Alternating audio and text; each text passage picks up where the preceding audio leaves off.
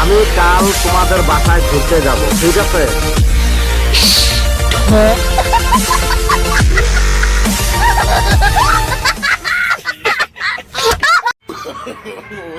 তোমার সাইজ অত্যাধিক সুন্দর লাগতেছে।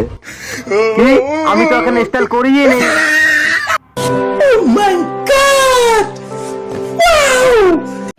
শুনুন, আজ না আমরা দুজন সারাদিন ঘুরবো। লোকজন তোমার নিয়ে কত রকমের বাজে কথা কয়। আরে কইতে দাও, তাতে আমার কিছু যায় আসে না।